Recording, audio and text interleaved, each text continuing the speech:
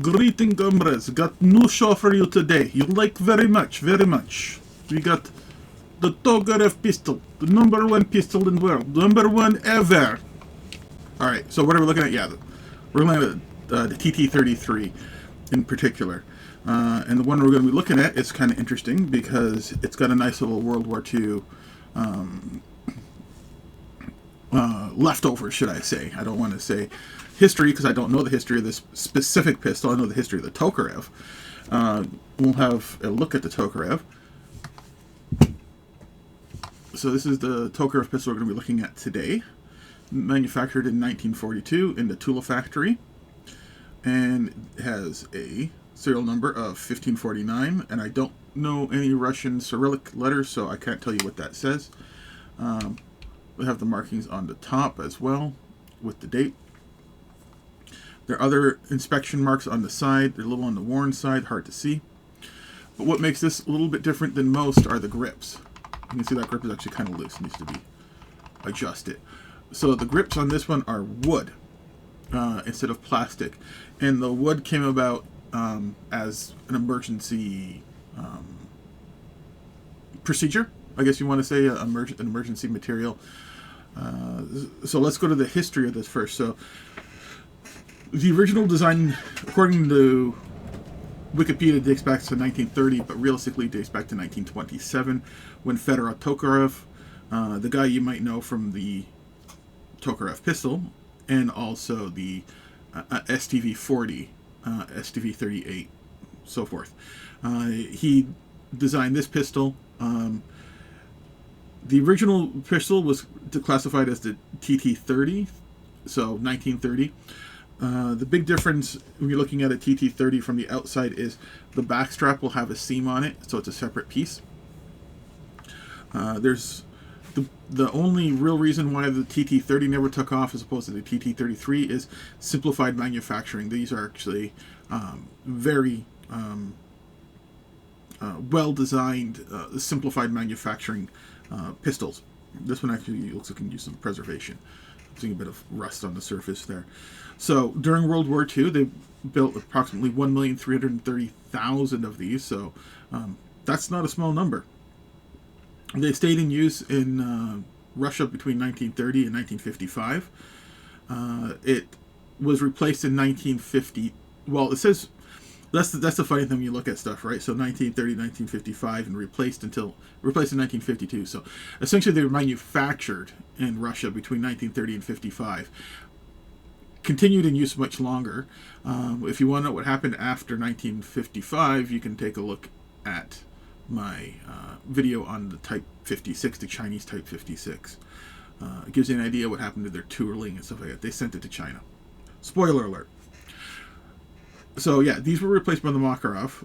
There's a couple different versions, simply because they were made in a lot of satellite states, and whenever there was a significant design change that would essentially stop these from being interchangeable parts between different models or different countries, they would give it a different designation. So the TT30 is the 1930 version, 33 is the more common Russian version, and then you have TTC, M48s, M57s, M70s, 51s, which is the Chinese, 54, which is Chinese, 68, which is Chinese.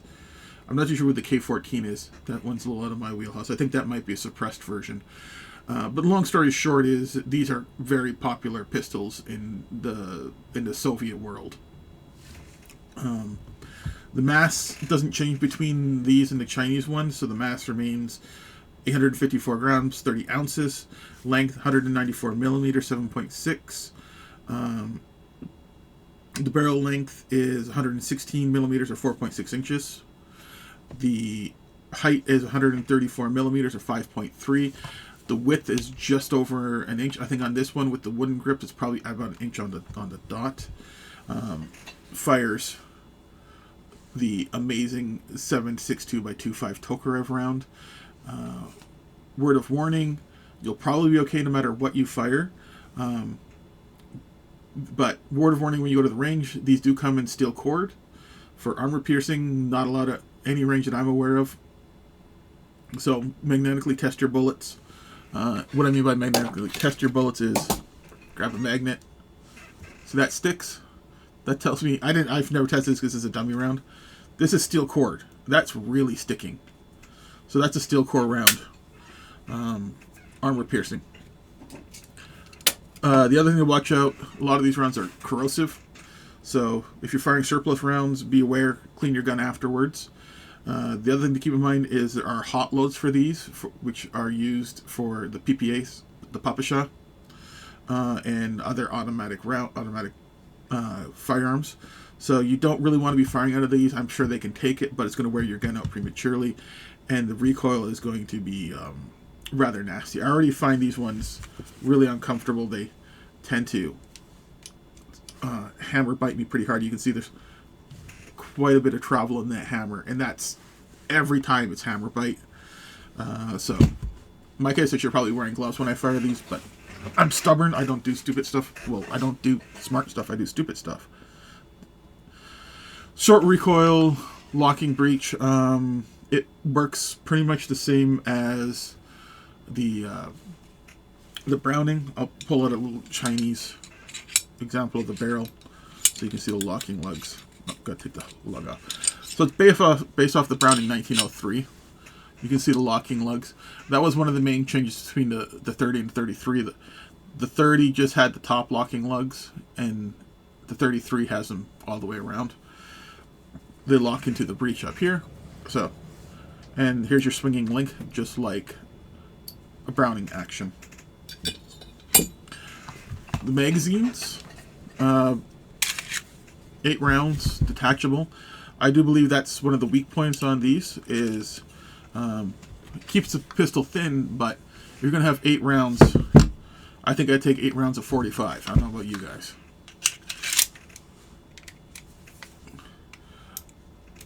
The way they function is you have all the way down, half cock, can't pull the trigger, can't rack the slide, full cock, and then better put one in the round in the chamber. Click, and there goes the bullet. Locks open on empty, like you would expect. The slide release is there. Slide lock open. These are particularly easy guns to operate when it comes to the slide, but they're also particularly snappy when it comes to the recoil. So that's how those guys operate. So let's talk about Tokarev a little bit. Tokarev is kind of an interesting guy. He was born in 1871, so he's not exactly a spring chicken. Died in 1968, which makes him an old capon. I figured that one out what a capon is, guys. He was 96 years old when he died in 1968. Now, you're talking about an interesting lifespan, right? He lived through World War I, the Russian Revolution, Korea, Vietnam, the entire Cold War, the Russian-Afghan. No, I don't think he made it to the Russian-Afghan War. I think 68 is too early for that, but I could be wrong. But anyways, point is he saw a lot of warfare in his time, and he's seen it change a lot. And funny enough, he saw his pistol go through every one of those wars I just mentioned. Well, obviously, except for the Russian Revolution. Anything after 1933, World War II and later. 88, he joined the military college at 17. 1888, that is. In 1892, he was commissioned as an officer. 1896, he returned to the Novichesky as master armorer at age 25, and applied to the military technical school. So at that point, he was specializing for sure in design and firearms. In 1900, he graduated as a Cossack commissioned officer at age 29, and kept going back to his old original birth town, actually, the Don Cossack Regiment, which was from where he was from. 1910, he submitted a model, a semi-automatic version of the Mosin Nagant, which didn't really take off, but you can see where he's getting onto that line of the SVT-38.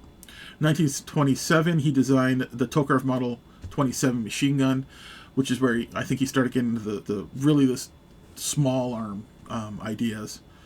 Of course, 1930 he came out with the TT30 and TT33, 38, the SVT38, and then that was again just the 40s, a slightly simplified version for manufacturing. There's a lot of videos out that I don't have an SVT40 on hand, so unfortunately I can't do a video on them right now. In 1940 to 41, he was working as an armor and designing firearms, and he actually received the Hero of the Soviet Labor USSR prize, which is not a bad price to get, I guess, for doing your work, considering I just get fired whenever I do my work. Half joke, I get laid off. Yeah, so that's pretty much the history of Tokarev and the pistol. The pistol has been in every major conflict since it was invented, and officially in some of the nastier ones like Korea and Vietnam, and it definitely is in Afghanistan right now. These things were handed out like candy to anybody who the Soviets thought would be on their side. Obviously, in Afghanistan, they were fighting the Soviets back in the 70s and 80s. So they weren't giving out to them, but they were definitely leaving a few behind, and they were working their way in from other satellite countries that weren't so friendly to Russia at the time. Keep in mind, the Soviet war in Afghanistan is really the thing that bled it dry. And if you were in a satellite country like, let's say, the Ukraine, and you had a bunch of your guns lying around, or Yugoslavia, who manufactured their own, you're going to be handing them off to whoever you think is going to be fighting for your side. So I do want to say one thing. When it comes to Tokarev pistols, the easiest way to tell a World War II pistol versus any other, and this is just one example of post-war serrations. This, as I said, is the Type 54. So this is the Chinese version, but you can see the serrations there. You can see these serrations here. Big difference. And you'll see a whole pile of versions of these thinner serrations as opposed to these thick ones. These thick ones are unique to World War II, so that's an instant giveaway as to what you're looking at. So the question is, I'm pretty sure the question a lot of people are going to ask is, are these interchangeable? That's one thing I've heard a lot of rumors about when it comes to Chinese firearms, is what's interchangeable and what's not. I hate doing that. I hate doing that, guys. I'm always worried I'm going to scratch the hell out of my gun. And the reality is, you are. I'm going to scratch the hell out of your gun. So I just put that back on there so I don't lose it. Now I can pop out that. Keep your hand right here because there's a spring. And that spring wants to pop out on you. Pretty easy. You can see right there, it's already flying out on me. You could disassemble these the same way as a Colt. You got your barrel bushing there that rotates around, comes out. So, here's a Chinese bushing. Ooh, surprisingly fits. So, but doesn't fit well. If you guys can see, it doesn't line up perfectly, but it fits well enough. So, there's one part where I'm wrong. So, let's see if I'm wrong on something else. Nice shiny barrel. Ooh, shiny, shiny, shiny. Shiny, shiny, shinies. If you actually look at the overall length, they're pretty much spot on. Spot on, spot on. Question is, will the Chinese fit into the Russian? And the answer is nope. It will not. So the next question you might ask yourself, will the Russians fit into the Chinese? Yes, it does. But is that a good lockup? Let's see. How does this lock up? A lot less movement, but there's still movement. So potentially you could say maybe. So will the Chinese one fit? No. If I push it any further than that, that's going to jam. It gets really tight at the back. Could you make these work? I'm sure you could. Take that out, actually. But no, that's not going to happen. So one would assume if you put the Russian onto the Chinese, it will work, but it will be loose.